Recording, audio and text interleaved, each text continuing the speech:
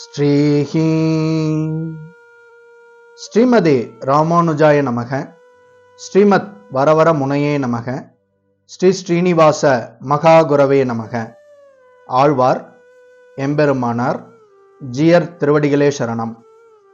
ஸ்ரீசக்கரம் பக்தி யூடியூப் நேயர்கள் அனைவருக்கும் நமஸ்காரம்.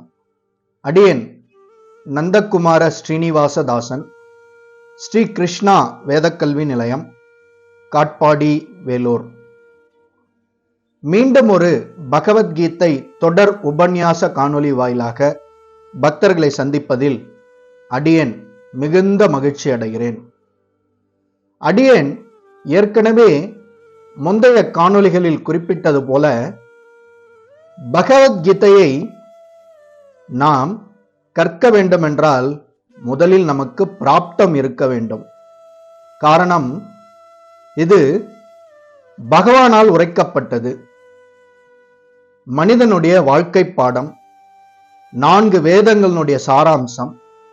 இப்படிப்பட்ட பொக்கிஷங்கள் நிறைந்த பகவத்கீதையை ஒருவர் கற்க வேண்டும் என்றாலே பகவானுடைய திருவருள் இருந்தால்தான் சாத்தியம். ஆதலால் யாரெல்லாம் பகவத்கீதையை உபதேசிக்கிறார்களோ, யாரெல்லாம் பகவத்கீதையை கேட்கிறார்களோ, யாரெல்லாம் பகவத்கீதையினுடைய ஸ்லோகங்களை வாழ்க்கையில் நடைமுறைப்படுத்துகிறார்களோ, இவர்கள் அனைவருமே பகவானுடைய திருவருளுக்கு பாத்திரமானவர்களே. இதில் எந்தவித மாற்று கருத்தும் இல்லை. ஆதலால் நாம் பகவத்கீதையை அனுபவித்துக் கொண்டிருப்பதால் நாம் அனைவரும் பாக்கியசாலிகளே, பகவானுடைய திவ்ய திருவருளுக்கு பாத்திரமானவர்களே. நாம் தொடர்ந்து பக்தியில் முன்னேற வேண்டும் என்றால் அனுதினமும் பக்தி கைங்கரியத்தில் ஈடுபட வேண்டும். அதில் முதலில் நம்மை நாம் செம்மைப்படுத்திக் கொள்ள வேண்டும். ஆம், ஒவ்வொரு நாளும் நாம் பக்தியில் முன்னேற வேண்டும் என்றால் தொடர்ந்து கிரந்தங்களை கற்க வேண்டும். அப்படி கற்பதற்கு என்ன வழிவகை என்றால், இது போன்ற உபன்யாசங்களை கேட்பது, கிரந்தங்கள் மீது ஈடுபாடு கொள்வது, கிரந்தங்களுடைய உபதேசங்கள் படி வாழ்க்கையில் நடந்து கொள்வது, இதெல்லாம் மிக மிக முக்கியம், இன்றியமையாதவை. ஆதலால் வாருங்கள், இந்த பகவத்கீதை தொடர் உபன்யாச காணொளிகளை நாம் கேட்டு பகவத்கீதையை நம்முடைய வாழ்க்கையில் நடைமுறைப்படுத்தி பயனடைவோம்.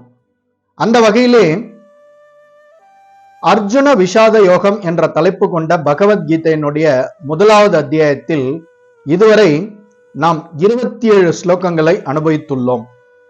தற்பொழுது இந்த காணொளி வாயிலாக 28வது ஸ்லோகத்தை நாம் அனுபவிக்க உள்ளோம். அர்ஜுன உவாச்ச திருஷ்ட்வீமம் ஸ்வஜனம் கிருஷ்ண யுயுத்சும் சமுபஸ்திதம் சீதந்தி மம காத்ராணி முகம் ச பரிசுஷ்யதி. அர்ஜுன உவாச்ச திருஷ்ட்வேமம் ஸ்வஜனம் கிருஷ்ண யுயுத்சும் சமுபஸ்திதம் சீதந்தி மம காத்ராணி முகம் ச பரிசுஷ்யதி. இது மிக மிக ஒரு அருமையான ஸ்லோகம். காரணம், பகவானுடைய பக்தரனுடைய சுபாவங்கள் எப்படி இருக்கும் என்பதை இந்த ஸ்லோகம் நமக்கு ஒரு உதாரணமாக எடுத்து காட்டுகிறது. ஆம், பக்தர்கள் பொதுவாகவே மிக இலகிய மனம் படைத்தவர்கள். யாருக்கும் தீங்கு விளைவிக்க கூடாது, எந்த உயிரினமும் நம்மால் பாதிக்கப்படக்கூடாது என்ற மைய கருத்தை மனதில் கொண்டு அவர்கள் ஒரு நித்தியமான வாழ்வை வாழ்ந்து கொண்டு வருவார்கள். அந்த வகையிலே அர்ஜுனன் பகவானுடைய பக்தன் என்கிற காரணத்தால் அர்ஜுனனுடைய மனம் அந்த மகாபாரத போர்க்களத்திலே எப்படி இருந்தது என்பதை இந்த ஸ்லோகம் தெளிவாக விளக்குகிறது. பக்தர்கள் ஏதோ இலகிய மனம் படைத்து அவர்கள் தர்மத்துக்கு உட்பட்டு நடந்து கொள்வதால் அவர்களை ஏமாற்றி விடலாம் என்று பக்தர் அல்லாதவர்கள் கருதிவிடக் கூடாது. பக்தர்கள் எப்பொழுதுமே பகவானுடைய அருளில் அவர்கள் இருப்பதால், சுருக்கமாக சொல்ல போனால் பகவானுடைய அந்த பாதுகாப்பு வலயத்தில் அவர்கள் வாழ்ந்து வருவதால், பக்தர்களுக்கு யாராவது தொல்லை கொடுக்கும் பட்சத்தில் அவர்கள் மிகப்பெரிய கர்ம வினைகளை சந்திக்க வேண்டி இருக்கும் என்பதை மனதில் வைத்துக் கொள்ள வேண்டும். இந்த ஸ்லோகமும் அதைதான் உணர்த்தி கூறுகிறது. அதாவது இங்கே இந்த மகாபாரத போர் அரங்கேற்றப்பட்டால் பல உயிர்கள் இங்கு கொல்லப்பட்டு விடுமே என்று அர்ஜுனன் கதறுகிறான். தன்னுடைய ஏக்கத்தை பகவானிடம் சுட்டிக்காட்டுகிறான். அதுதான் இந்த ஸ்லோகம் தெளிவாக நமக்கு உணர்த்துகிறது. வாருங்கள் ஸ்லோகத்தை அனுபவிக்கலாம். முதலில் ஸ்லோகத்தினுடைய மொழிபெயர்ப்பையும் அடுத்ததாக ஸ்லோகத்தினுடைய பொருளுரையையும் தெளிவாக அனுபவிக்கலாம். அர்ஜுனன் கூறினான், எனதன்பு கிருஷ்ணரே, போரிடும் உணர்வுடன் என் முன் கூடியுள்ள எனது நண்பர்களையும் உறவினர்களையும் கண்டு என் உடல் அங்கங்கள் நடுங்கி வாய் உலர்வதை உணர்கிறேன். அர்ஜுனன் தன்னுடைய உடலில் ஏற்படும், அதாவது உடலிலும் மனதிலும் ஏற்பட்டுள்ள மாற்றங்களை அந்த போர்க்களத்தில் பகவான் ஸ்ரீ கிருஷ்ணரிடம் விவரிக்கின்றான். இனி ஸ்லோகத்தினுடைய பொருளுரையை அனுபவிக்கலாம். தேவர்களிடம், அதாவது தெய்வீகமானவர்களிடம் காணக்கூடிய அனைத்து நற்குணங்களையும் நேர்மையான இறை பக்தியுடைய எந்த மனிதனிடமும் காண முடியும். அதே சமயம் தெய்வ பக்தியற்ற ஒருவன் கல்வி, பண்பாடு முதலியவற்றில் முன்னேறியவனாக இருப்பினும் தெய்வீக குணங்கள் அவனிடம் இருக்காது. எனவே தனது உறவினர்களையும் நண்பர்களையும் போர்க்களத்தில் கண்ட அர்ஜுனன் தங்களுக்குள் சண்டையிட முடிவு செய்திருந்த அவர்களின் மீதான இரக்கத்தால் மூழ்கி போனான். தனது வீரர்களை பொறுத்தவரை ஆரம்பத்திலிருந்தே அவன் அவர்களிடம் இரக்கம் கொண்டிருந்தான்.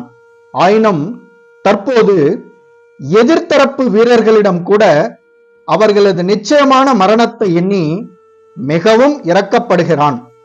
இவ்வாறு சிந்திக்கும் போது அவனது உடல் அங்கங்கள் நடுங்கி வாய் உலர்ந்து போகிறது. மற்றவர்களின் போரிடும் எண்ணத்தை கண்டு அவன் ஏறக்குறைய பெரும் ஆச்சரியமுற்றான்.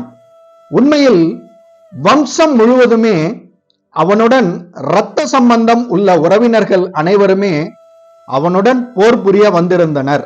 இஃது அன்பான பக்தனான அர்ஜுனனை முழுகடித்தது. இங்கு கூறப்படாத போதிலும் அவனது உடல் அங்கங்கள் நடுங்கி வாய் உலர்வதோடு மட்டுமன்றி இரக்கத்தால் அழவும் செய்தான் என்பதை நாம் மனக்கண்ணில் எளிமையாக காண முடியும்.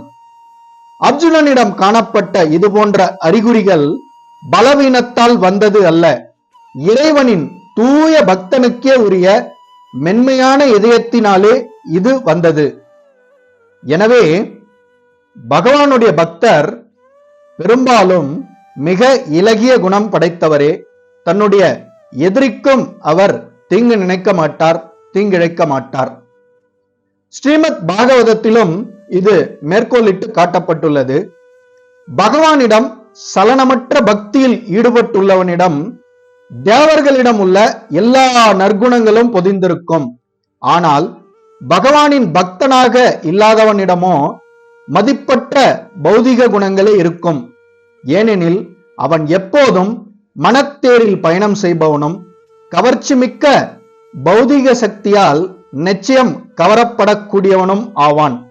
இது ஸ்ரீமத் பாகவதத்தினுடைய 5வது ஸ்கந்தம் 18வது அத்தியாயம் 12வது ஸ்லோகத்தில் தெளிவாக விளக்கப்பட்டுள்ளது.